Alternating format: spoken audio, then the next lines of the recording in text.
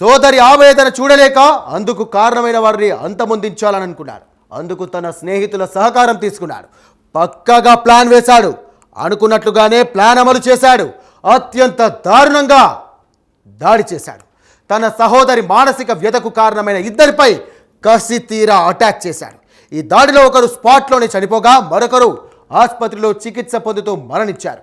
ఈ double murder plan పక్కాగా వేసింది నోటోరియస్ క్రిమినల్స్ కాదు, మైనార్టీ కూడా తీరని విద్యార్థులు. ఇంతకీ ఎందుకు జరిగింది, ఎలా జరిగిందనే విషయాలు తెలియాలంటే ఈ స్టోరీ చూడాల్సిందే.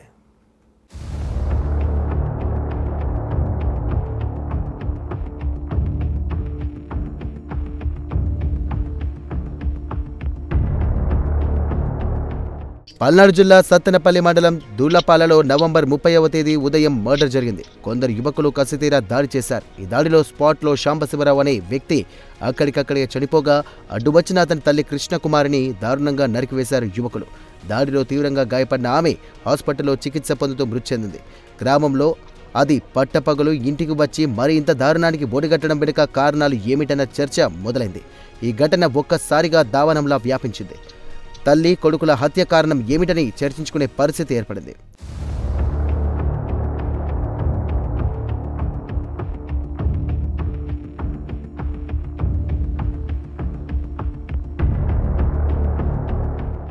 మృతుడు సాంబశివరావు సత్తెనపల్లి దూళ్లపాల నివాసి.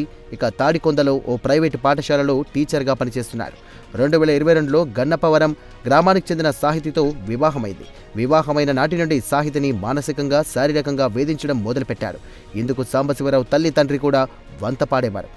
కొన్నిసార్లు వీరిరువురు కూడా సాహితంపై దాడి చేసేవారట. వీరి వేధింపులు భరించలేక సాహితి పుట్టింటికి వెళ్లిపోయింది. ఈ ఘటన తర్వాత ఒకరిపై ఒకరు కేసులు పెట్టుకున్నారు. 6 నెలల క్రితం విడాకులు కూడా తీసుకున్నారు.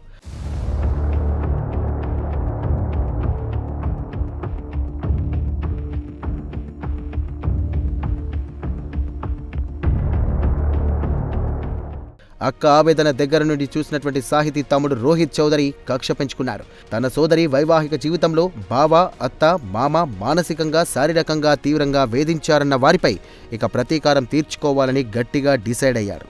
తన సోదరిని వేధించిన వారిని చంపేయాలని నిర్ణయించుకున్నాడు.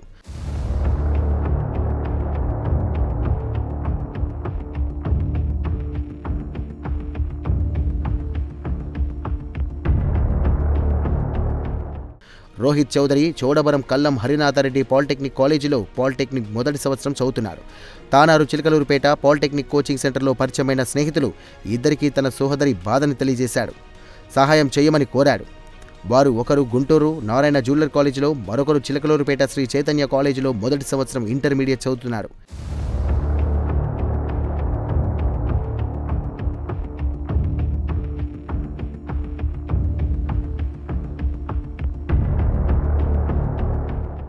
ఇక హత్యకు ప్లాన్ రెడీ చేశారు.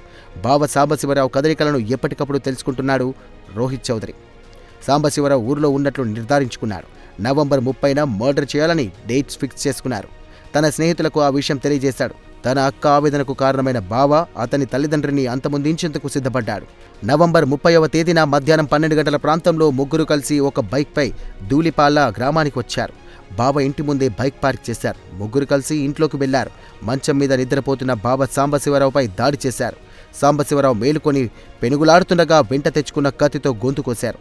అలికిడి అరుపులు విని సాంబశివరావు తల్లి కృష్ణకుమారి రావడంతో ఆమెపై కూడా విచక్షణ రాహితంగా దాడి చేసి కత్తితో పొడిచారు. మామ కోసం వెతకగా అతను కనిపించలేదు.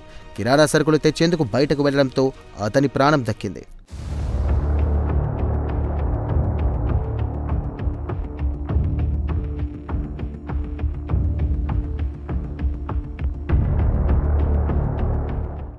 హత్య చేసిన అనంతరం ఇక అక్కడి నుండి హడావుడిగా బయటకు వచ్చిన ముగ్గురు అక్కడి నుండి ఎస్కేప్ అవ్వడానికి వేగంగా వెళ్తున్నారు. వేగంగా బైక్పై వెళ్తున్న ముగ్గురు వ్యక్తులను ఇక గ్రామస్తులు గమనించారు.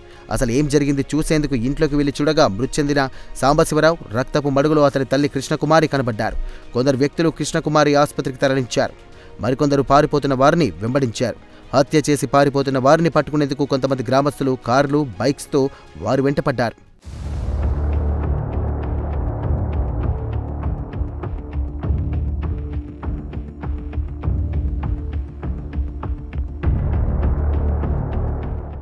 హత్య ఉదాంతం పోలీసులకు కూడా తెలియడంతో వారు కూడా అలర్ట్ అయ్యారు. బైక్పై పారిపోతున్న హంతకులను క్యాచ్ చేసేందుకు బయలుదేరారు.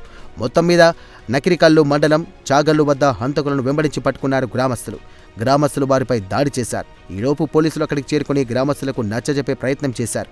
ఈ సందర్భంలో గ్రామస్తులు పోలీసులకు మధ్య తోపులాట జరిగింది. పోలీసులు అతి కష్టం మీద నిందితులను స్టేషన్కు తరలించారు.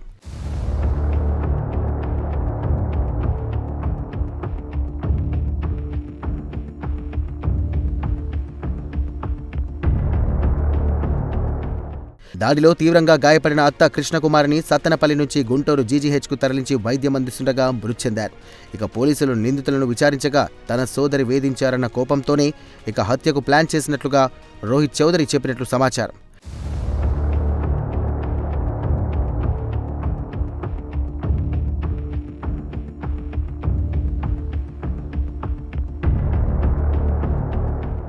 తన అక్క కళ్ళలో ఆనందం చూసేందుకే జంట హత్యలను పాల్పడినట్లు తెలుస్తోంది. మైనార్టీ కూడా తీరని విద్యార్థులు, జీవితంలో ఎన్నో ఉన్నత శిఖరాలు అధిరోహించవలసినటువంటి యువకులు ఆవేశంలో హంతకులుగా మారితే వారి జీవితం ఒక్కసారిగా తలికిందులు కావడం ఖాయం. తల్లిదండ్రులు బిడ్డలపై పెట్టుకున్న ఆశలు ఆవిరైపోవడంతో పాటు సమాజం వారిని హంతకులుగా వెలివేస్తుందని నిందితులను చూసిన వారు కామెంట్ చేస్తున్నారు.